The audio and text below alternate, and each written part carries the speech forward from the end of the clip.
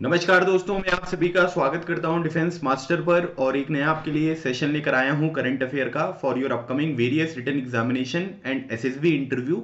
और आज का जो ये सेशन है ये बहुत ही ज़्यादा इंपॉर्टेंट होने वाला है, क्योंकि इसमें हम माइनॉरिटी एजुकेशनल इंस्टीट्यूशन और राइट टू एजुकेशन के बीच में जो कनेक्शन यहाँ पर है, और ये जो पर्टिकुलर टॉपिक अभी न्यूज़ में यहाँ पर चल रहा है, इसके बारे में आज हम यहाँ पर डिस्कशन करने वाले हैं। तो काफ़ी ज़्यादा यूजफुल होगा। सेशन के आखिरी में मैं इससे रिलेटेड आपसे कुछ क्वेश्चंस भी यहाँ पर पूछूंगा, ताकि ये पर्टिकुलर टॉपिक बहुत अच्छी तरीके से आपका यहाँ पर रिवाइज हो जाए। ठीक है, तो चलिए स्टार्ट करते हैं। सबसे पहले आज का जो हमारा टॉपिक यहाँ पर है ना, हमको ये समझना है कि भाई ये जो टॉपिक है ये यहाँ पर न्यूज़ में क्यों है। ठीक है, सो वाई इन न्यूज़।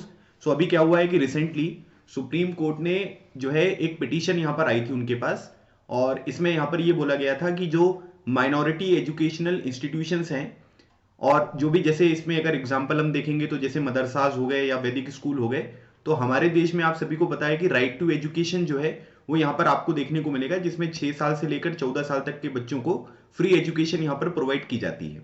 लेकिन इसमें प्रॉब्लम यहाँ पर ये है कि जो हमारे माइनॉरिटी एजुकेशनल इंस्टीट्यूशंस है ना, उनको यहाँ पर कवर नहीं किया जाता। मतलब राइट टू एजुकेशन के जो यहाँ पर प्रोविजंस हैं, वो जो हमारे minority educational institutions covering madrasas and Vedic schools, मदरसा मतलब जहाँ पर इस्लाम की जो रिलीजियस यहाँ पर एजुकेशन है वो प्रोवाइड की जाती है, वैदिक स्कूल्स में हिंदू जो रिलीजन है उससे रिलेटेड यहाँ पर चीजें प्रोवाइड की जाती है, उन चीजों को यहाँ पर कवर नहीं किया जाता।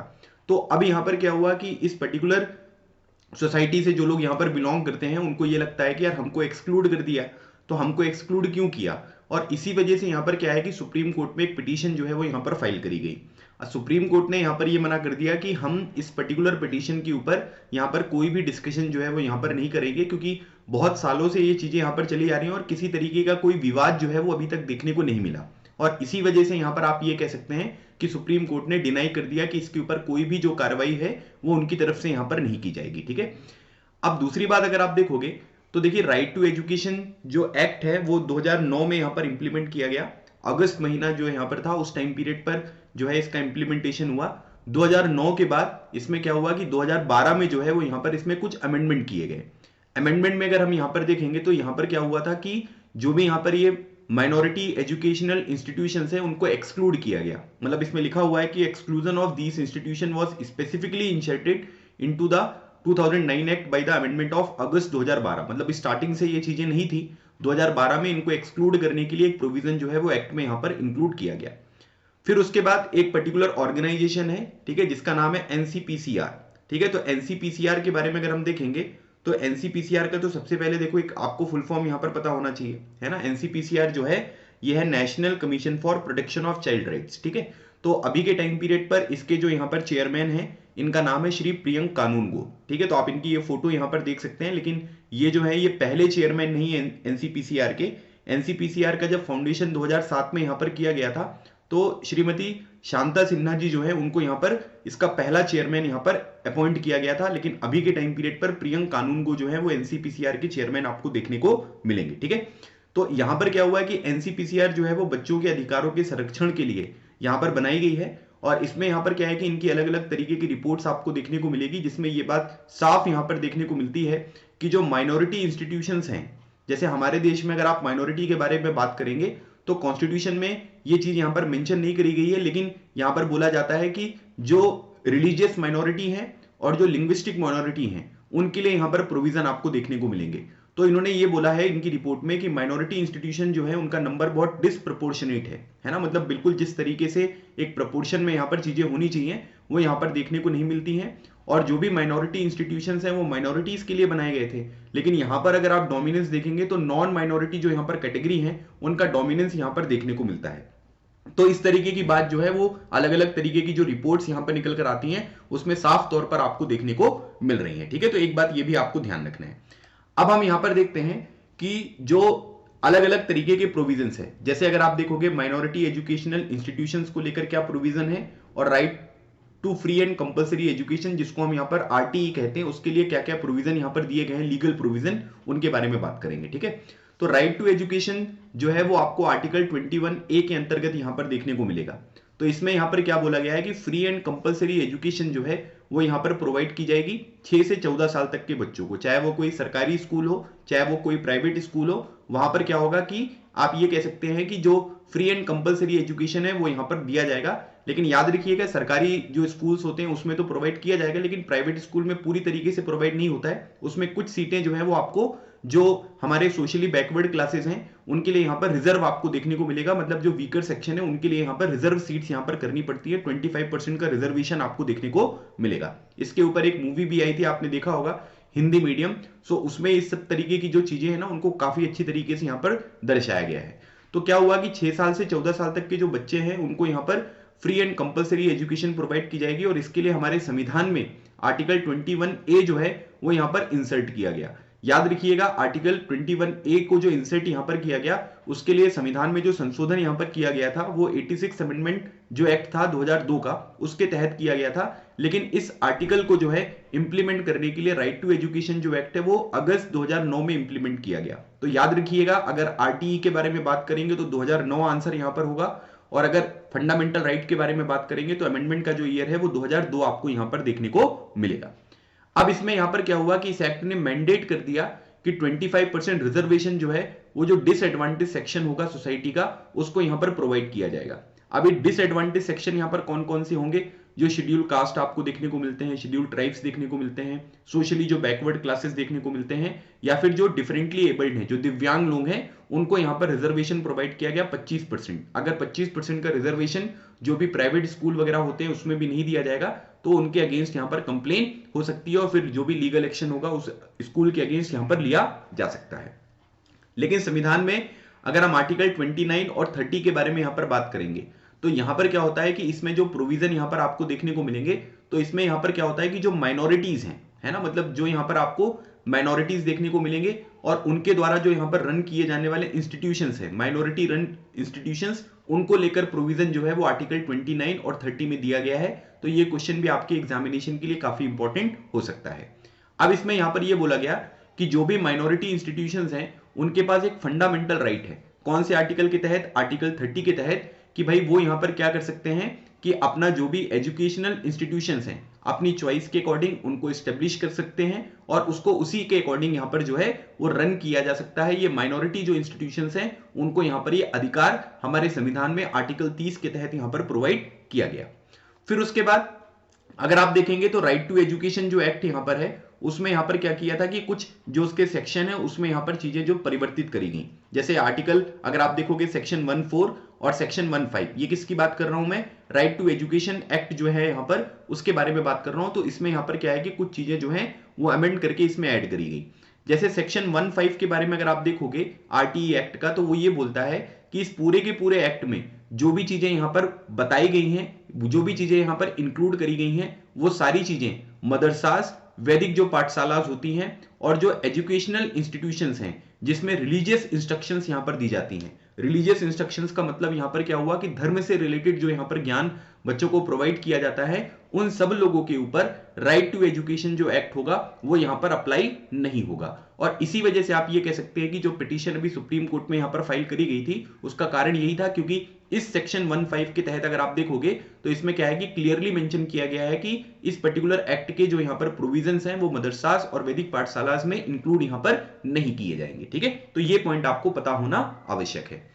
फिर उसके बाद सेक्शन 14 ऑफ द आरटीई के बारे में अगर हम बात करेंगे, subject to the provision of article 29 and 30 of the constitution, the provision of this act shall apply to conferment of right on the children to free and compulsory education. ठीक है, मतलब इसमें यहां पर क्या है कि केवल ये बात की जा रही है कि इसमें जो भी यहां पर एक्ट में चीजें बताई गई हैं और जो आर्टिकल 29 और 30 में चीजें यहां पर बताई गई हैं, ये जो पर्टिकुलर एक्ट होगा वो केवल फ्री एंड कंपलसरी एजुकेशन के बारे में बात करेगा, बाकी किसी भी पर्टिकुलर प्रोविजन के बारे में बात नहीं करेंगे। मतलब आर्टिकल 29 और 30 में जो चीजें हमारे माइनॉरिटी इंस्टीट्यूशंस के लिए यहां पर लिखी गई हैं वो यहां पर प्रिवेल करेंगी। ठीक है, तो ये सेक्शन 14 में यहां पर जो चीजें हैं वो आपको बताई गई हैं। तो ये थोड़ा सा बैकग्राउंड अगर आपको समझ में रहेगा ना तो क्या होगा कि चीजों को समझने में ज्यादा दिक्कत नहीं होगी, है ना, बहुत आसानी से आप पूरे के पूरे टॉपिक को यहां पर समझ पाएंगे, इसलिए बैकग्राउंड इंफॉर्मेशन पता होना आवश्यक है।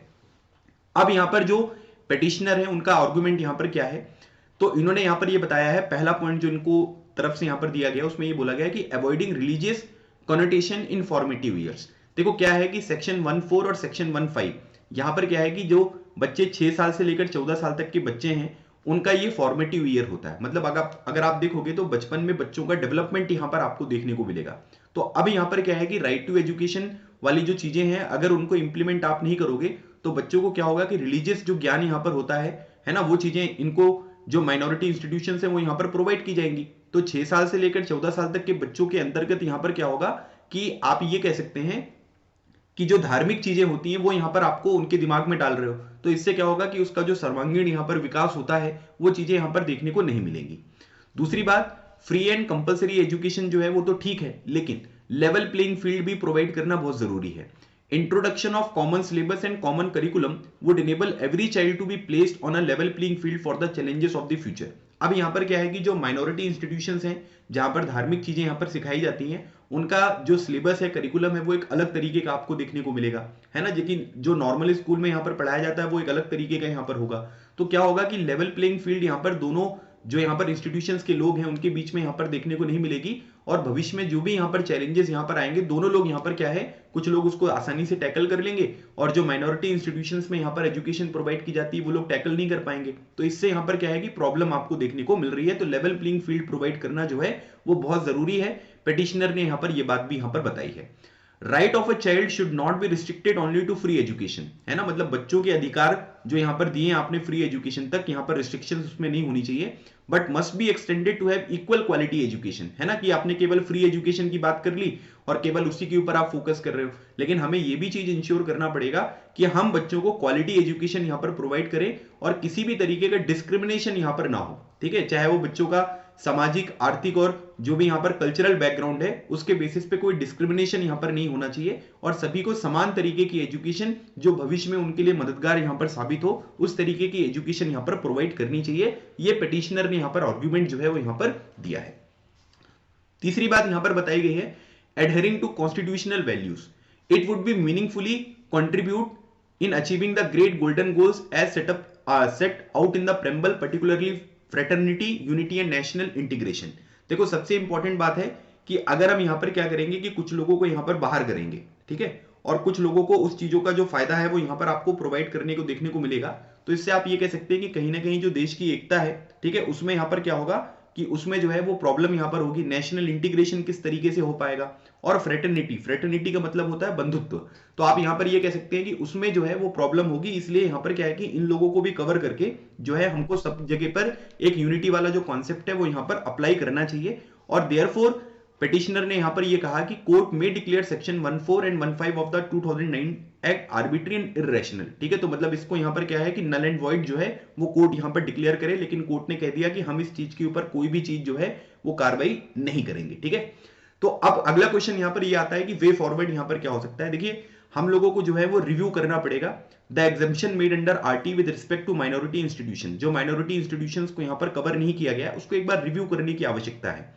आर्टिकल 30 के बारे में अगर हम बात करेंगे संविधान के, तो ये क्या करता है कि ये माइनॉरिटीज को अधिकार यहां पर देता है ताकि आप अपने इंस्टीट्यूशंस को, ठीक है, जो है वो यहां पर ओपन करें for cultural, linguistic and religious protection. मतलब आपका जो यहां पर संस्कृति है, आपकी भाषा है, आपका जो धर्म है, उसके प्रोटेक्शन के लिए आप यहां पर अपना इंस्टीट्यूशन जो है वो ओपन कर सकते हैं। However it should not contravene with article 21A which protect the child fundamental right to education, ठीक है। लेकिन यहां पर क्या है कि अगर आर्टिकल 21A के अगेंस्ट में ये चीजें आपको देखने को मिल रही हैं, तब यहां पर जो है वो थोड़ा सा रिव्यू करने का काम यहां पर देखने को मिलेगा। तो एक बार हमको इसके ऊपर फोकस करना है कि भाई आर्टिकल 21A के तहत जो यहां पर ये चीजें बताई गई हैं, राइट टू एजुकेशन में जो चीजें यहां पर बताई गई है, उसके अंतर्गत माइनॉरिटी जो इंस्टीट्यूशन है उनको यहां पर इंक्लूड किया जा सकता है या नहीं किया जा सकता, ठीक है। तो ये पूरा का पूरा टॉपिक था। मैं आप लोगों से जानना चाहता हूं कि आप इस पर्टिकुलर टॉपिक के बारे में क्या सोच रखते हैं, ठीक है। ये न्यूज में क्यों है ये मैंने आपको बता दिया। आप सभी लोगों से मैं यहां पर जो है उम्मीद करता हूं कि आप लोग अपना जो भी यहां पर पर्सनल ओपिनियन होगा उसको कमेंट सेक्शन में मेंशन करेंगे, ताकि आपको और अच्छी तरीके से यहां पर चीजें जानने को मिले कि जब सब लोग यहां पर अपना अपना ओपिनियन लिखेंगे तो एक दूसरे का रिव्यू पढ़ोगे आप, है ना, कमेंट पढ़ोगे तो आपको नई चीजें भी यहां पर देखने को मिलती हैं, ठीक है। एग्जामिनेशन पॉइंट ऑफ व्यू से कुछ क्वेश्चंस हैं जो मैं आपके साथ यहां पर डिस्कस करूंगा, ठीक है। और इनमें से कई सारी चीजें इस सेशन में मैंने ऑलरेडी आपके साथ कवर करी हैं, तो आपको इसका आंसर जो है वो कमेंट सेक्शन में बताना है। जिसका आंसर भी जो है वो यहां पर सबसे सही होगा, ठीक है, तीनों क्वेश्चन के अगर सही आंसर उसने दिए होंगे, ठीक है, तो उसका जो आंसर है वो मैं यहां पर पिन कर दूंगा, ठीक है। सो पहला क्वेश्चन दिया हुआ है कि first chairperson of national commission for protection of child right, ठीक है, शांता सिन्हा, कुशाल सिंह, स्तुति नारायण या फिर प्रियंक कानूनगो। तो याद रखिएगा ये चारों जो है ना, ये चारों लोग यहां पर आपको जो एनसीपीसीआर है उसके यहां पर आपको चेयरमैन देखने को मिलेंगे और इनका सीक्वेंस भी यही है। पहले नंबर पर शांता सिन्हा, कुशाल सिंह, स्तुति नारायण और फिर प्रियंक कानूनगो। सो इस क्वेश्चन का जो राइट आंसर है ये हो गया आपका ऑप्शन नंबर ए। अगला क्वेश्चन दिया हुआ है the right to free and compulsory education for children between the age group 6 to 14 has been included in the Indian constitution as. कौन से आर्टिकल के तहत यहां पर इसको ऐड किया गया है? आर्टिकल 26, 45, 15 या आर्टिकल 21A। सो राइट आंसर क्या हो गया? Option number D, article 21A जो है ये इस क्वेश्चन का राइट आंसर है। ठीक है, अगला क्वेश्चन देखिए, consider the following statements with reference to the right to education act 2009। ठीक है, आरटीए एक्ट जो 2009 का है उससे रिलेटेड यहां पर कुछ स्टेटमेंट्स आपको दिए गए हैं और आपको यह बताना है कि इनमें से कौन से स्टेटमेंट हैं जो कि करेक्ट हैं। पहली बात, it aims to provide primary education to all children age 6 to 14 years. It mandate 25% reservation for disadvantage section of the society. तो आपको बताना है कि कौन सा आंसर इसमें से सही है। तो देखिए 6 से 14 साल तक के जो बच्चे हैं उनको प्राइमरी एजुकेशन यहां पर प्रोवाइड करनी है, ये पॉइंट भी सही है। 25% रिजर्वेशन की बात भी यहां पर करी गई है। तो दोनों स्टेटमेंट अपने आप में बिल्कुल सही है। सो राइट आंसर क्या हो गया? Option number C. ठीक है, तो इस तरीके के कुछ क्वेश्चन जो है वो आपके रिटन एग्जामिनेशन में डायरेक्टली यहां से पूछे जा सकते हैं। ठीक है, बाकी डिफेंस मास्टर ऐप पर हमारा नया एसएसबी का बैच जो है वो यहां पर स्टार्ट होने वाला है और इसमें सब चीजें आपकी कवर होंगी। स्क्रीनिंग टेस्ट, साइकोलॉजी टेस्ट, ठीक है, जीटीओ, पर्सनल इंटरव्यू, है ना, आपके जो भी कंटेंट होते हैं उनको भी मैं रिव्यू करता हूं और पर्सनल गाइडेंस भी मैं आपको यहां पर प्रोवाइड करता हूं। तो नए बैच की डिटेल अगर आप चाहते हैं तो आप मुझे इस नंबर पर कांटेक्ट कर सकते हैं, कॉल कर सकते हैं या फिर व्हाट्सएप भी आप इस नंबर पर कर सकते हो। बाकी डिफेंस मास्टर ऐप डाउनलोड करके वहां से भी चैट का ऑप्शन आपको मिल जाएगा। ठीक है, तो ये था हमारा सेशन। अगर आपको ये सेशन अच्छा लगा है तो सेशन को लाइक करें, ठीक है, और चैनल को सब्सक्राइब कर लें सो दैट भविष्य में जो भी वीडियोस आते हैं उनकी नोटिफिकेशन आपको मिल जाए। और अपने दोस्तों के साथ इस डिस्कशन को जो है वो शेयर करना बिल्कुल ना भूलें ताकि वो भी अपने एग्जामिनेशन के लिए चीजों को अच्छी तरीके से यहाँ पर प्रिपेयर कर सकें। तो गाइज ये था आज का हमारा सेशन। मिलते हैं हमारी नेक्स्ट क्लास में, तब तक keep smiling and keep preparing. लगे रहो, एग्जाम क्लियर करो। थैंक यू सो मच, जय हिंद।